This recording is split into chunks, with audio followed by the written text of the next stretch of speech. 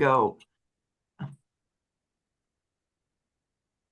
All right. Well, thanks everybody. We had some good. I've met with Scotty McNichol.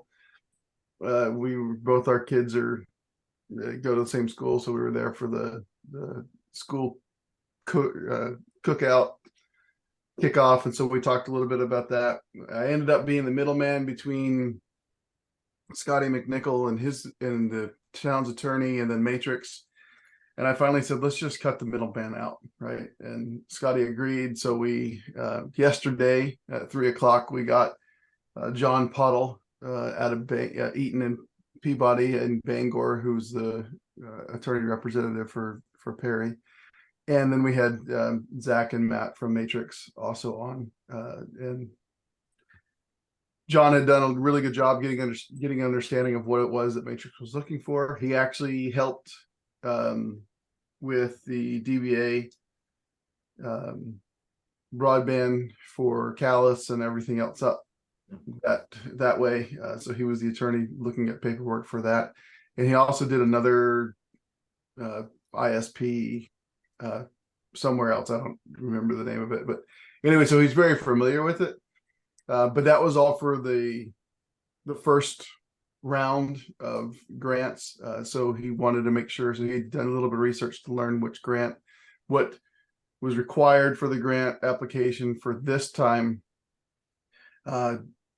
Matrix agreed. Matrix ended up giving him what they did for Fayette, Maine. And so he was taking that yesterday afternoon and this morning, and he was going to get them a document. Basically, I don't think they're actually going to call it an MOU. I think it was a letter of intent or something along those lines. Letter of what we talked about. Letter of support. Letter of support, right? Something along those lines. But he was going to make sure basically all the I's were dotted and T's were crossed for what MCA wanted to see, what Matrix needed to protect themselves, and what Perry needed to protect themselves. And so we should get it. I haven't seen it in my email yet, so I'm guessing it'll hit this morning. Basically, as soon as Matrix signs off on it, it's going to go straight to the select board, and the select board shouldn't. I mean, basically, as soon as John Pottle says this is a document that's non-binding, that's safe, and it's for Perry to proceed, they're going to sign it. It does need to be signed by tomorrow because that's Matrix's request, because the application is due by the 14th of September, and Matrix has a lot of work to do between the signing of that document and the actual application being submitted. They will stay in touch with Matrix. There's a good chance Perry may need to sign a couple of more things along the way, just in support of Matrix, or it's showing that there's that we really would like Matrix to do this for us, which John Pottle is okay with and will guide the select board through that the whole way. So at this point, it really does. It looks like everything's going to go forward with getting the grant application in the middle of September. I don't know how long the turnaround is for MCA to find out if we actually get grant funding. And then we will have to go back to the board after that to finalize and select an ISP. Matrix did say again yesterday that they have a lot of different options for being the ISP. They do want to win Perry's business, but they said they'll even go to the point where it's 100% funded by Matrix. Like, whatever MCA offers, they'll cover the difference, or they'll do anything all the way down to where Perry is, got the grant funding and Perry is owning the entire network infrastructure itself as a town, or we wait 20 years and then buy it for $10 if we want to own it at that point in time. Basically, they'll do whatever we want them to do. So that's my report. What questions do you have? I'll see what I can answer.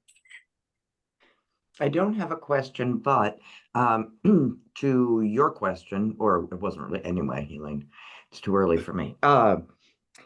I want to say it's November 14th or thereabouts that MCA makes their recommendations on grant awards.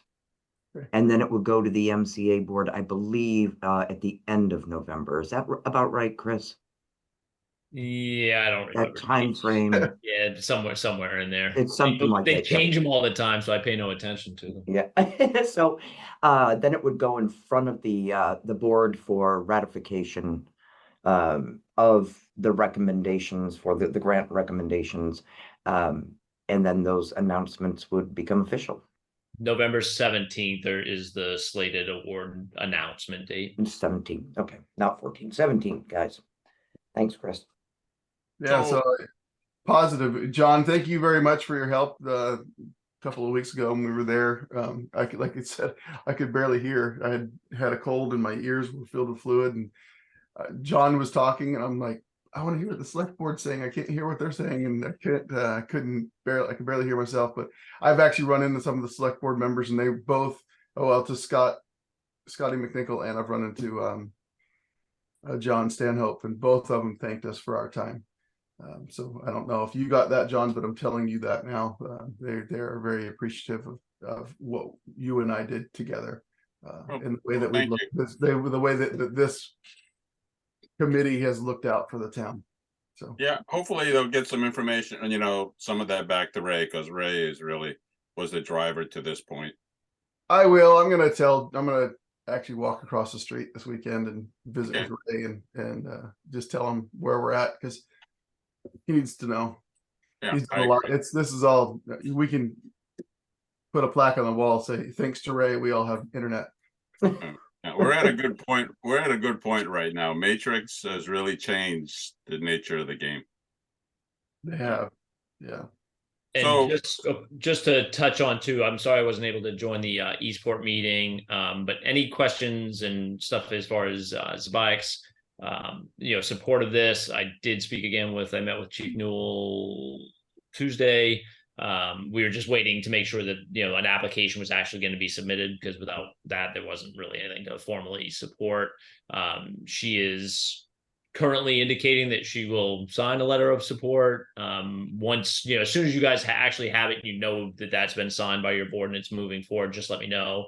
I think I'm probably headed down there next Friday, which gives us plenty of time for her to make a decision. I don't foresee any scenario that she would not support it, but I'll get a letter of support signed unless anything's changed, but that's my current indication. And so just to clarify, Chris, you mean a letter of support for the Perry project?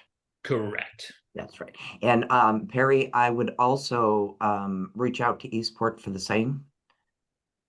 Letters of support are encouraged with grant applications. And so to have your neighboring communities supporting this, saying, yes, we support this for Perry. And, so I have a feeling that, Eastport would do the same. So would that indicate to the MCA that this is a regional approach with the letters of support from Zabiak and also Eastport? Yeah, I think even speaking with the Matrix, I have a feeling they're going to put some language in there that having Perry is going to be the opportunity for them to get out to Eastport. They again mentioned it again. They once Perry's in, if Matrix is the one that's awarded to be the ISP to actually put the infrastructure in, they're going to run the fiber all the way out to Eastport. And then when they drop it out there, they're going to say, all right, well, we're here. Do you want internet? They'll do that on their own cost because they see it. They're just very smart businessmen. But they also, the cool thing that I like about Matrix is not that they're just smart. They actually have a real passion for making sure that small communities have the capability of high-speed internet in today's world, because small communities are really falling behind the times when it comes to connectivity and the ability to truly engage with the world the way that the rest of the world can engage. And so there's a lot that they say, and there's a lot that's unsaid, that we know they're a for-profit business and they're in it for money, but they're in it for more than that, which is what's exciting to me about Matrix, is that they truly are looking out to be a community partner. Yeah, I agree with you, Scott, 100%. I sense that dealing with Matrix. I mean, I sat in all the ISFPs and all the other players, and Matrix is I think a notch above. But for Scott and Elaine, not Scott, but for Elaine and Chris, based on our numbers of unserved individuals, which I think is 51%, how do we stand with MCA? I mean, there's a lot of other communities that's worse off than us. I can't actually answer that, so I'm going to try to. I can say the MCA is very aware of, has spoken with Matrix at length about the Eastport Perry, the Perry built, and then moving out into Sabayeg and into Eastport. So MCA is very aware of that. I would say that with this round of funding, there's only, and I know it sounds like a lot, but it's not $20 million left in this pot, but it's the least restrictive. The BEAD funding that comes up after this is far more restrictive. So you'd have, I would think, a better shot at this round, BEAD being a little tougher. What do you think, Chris? Yeah, I mean, agreed on all those fronts. The thing that helps is that sort of background regional aspect to this. Establishing another ISP footprint, even though MCA is sort of forced to swallow the partnerships with Spectrum and CCI where they're doing that, and it's going to be the largest percentage of these things. They're looking at, if we spend X amount of dollars on Perry, we're leveraging that, a 3X from a return on investment, because the builds to these other two communities will not take any additional funding from the state. So even though those aren't hitting unserved areas, it hits a ton of demographic checkpoints, especially for SPY, because that's in a different sort of a digital equity scoring category, which, who knows what the hell that really means, but it's good for this effort. So they'll look at that as a leveraged effort, and it may, if they're really being smart, and things that I've shown them, and Elaine's shown them, and everybody's kind of communicated, is you look at where else Matrix may be looking to expand, whether that's West Pembroke or, some of the other areas that aren't getting as much heat right now because they can't, but they do look at that and go, okay, well, this is going to help those communities down the road also. So it's all positive, but it really does depend on how competitive this round gets and who else is applying, and there's no way for us to know that. How's that for a non-answer? Yeah, exactly right. I think that's a reality check, so that's good. Yeah. There are strong, to Chris's point, very strong reasons for MCA to support this build. Like he was saying about the leveraging, especially, yeah. So I don't, you've got as good a chance as just about anybody else. The BEAD funding does get tougher. So they're going to look very carefully at who fits best, I think, who fits best under this, and what communities could wait for BEAD because they are so poorly served that, like if they're 25, less than 25 over 3, that's a slam dunk for BEAD. Whereas this round of funding has more flexibility to it. The BEAD funding does not have that flexibility. John and Scott, I don't know if this muddies the waters, and I would say it would be involve in another conversation with Matrix also. But assuming you get the signature, assuming you want to move forward with this, I'm more than happy to reach out to CCI and have a conversation that I think should be being had with these providers that have the RDOF award areas, and see if they're interested in relinquishing those. If they know a build is happening, are they willing to start making some concessions on these planning activities and convert those to eligible locations? Because that obviously strengthens your application. I don't know if that'll go anywhere, but I think it's as good as any of an opportunity to start forcing them to have those talks. Somebody else wants to build this. If you're not going to, let's make this happen. And if they don't want to, that's a pretty big marketing faux pas on their part. And we may be able to gain some leverage that way too. Are you talking about doing that ahead of time? Yeah, once you guys get that signature and yep, we're going to go forward with an application, I'm willing to make those calls. I don't know if they'd be productive in any way, but I think it's that those conversations have to start happening, even if they go nowhere for a while. So if you guys are willing to be the guinea pig on that, I'm certainly happy to pursue that. I'm obviously learning that John's got more experience in all this than I do. I know that we had asked that question of Matrix when we first met with them, and Matrix said that they always reach out to all the other ISPs that are out there, because we know we have Spectrum running down Route 1.